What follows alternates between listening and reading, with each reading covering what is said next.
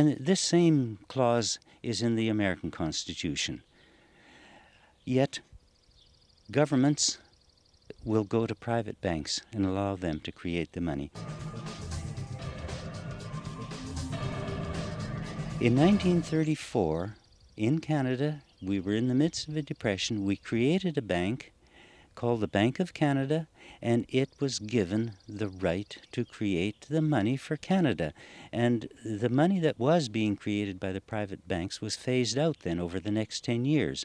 So what we really had was what was called legal tender. But gradually, because of the way the promise to pay money, check money, the banks got control of all of our money creation again through check money and promise to pay money, M2 money. We have the Bank of Canada Act of 1934, and it did spell out clearly that the government should create the money, and the Bank of Canada should lend the money, not lend it, but spend it into existence for social and public projects. The United States, since the Federal Reserve Act of 1913, the creation of money in the United States has been totally in the hands of a private consortium known as the Federal Reserve Group. But we in Canada have the laws on our books, and the Bank of Canada Act has not been changed. The preamble reads the same. The clauses in the Bank of Canada Act are still there.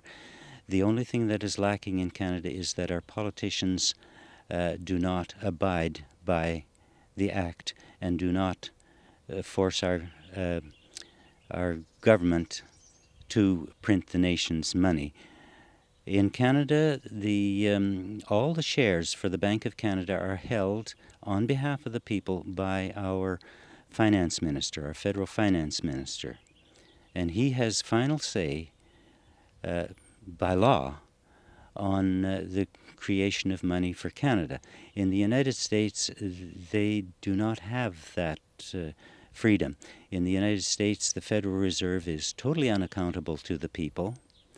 And the politicians, many of them, have bought the idea that, the Federal Reserve, they're a government agency and they print it. But no, indeed, they print it, but they lend it to the government, and that puts the people in debt. And the mathematics of that is that the United States can never get out of debt.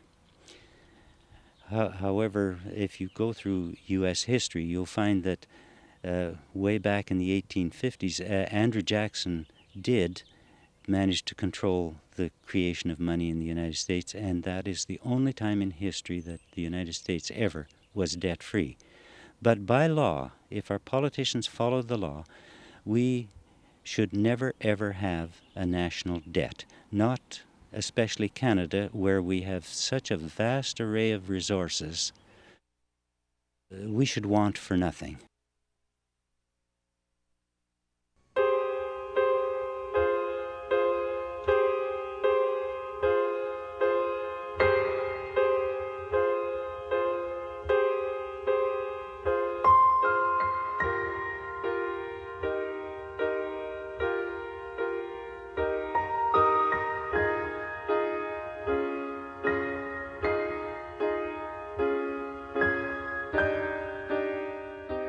It opened its doors in 1935, March the 11th, 1935, and immediately the Bank of Canada then started printing real legal tender that was printed on behalf of the people, and they started to end the depression of the 30s by sending out checks of legal tender then to the farmers across the West or to various places where people needed workers to pay the workers. And in my own experience, I know that my dad was getting $20 a month for grading a roadside.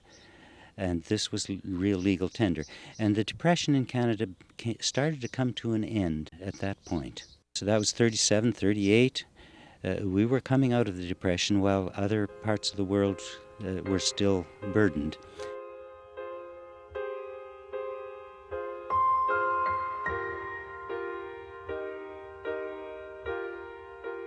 During the war years, we actually created the third largest navy in the world. This was by putting everybody to work. And money represents what people create. Of course, we were destroying so much of what we were creating, but nevertheless, because we were using our own money, we did not go into any great national debt.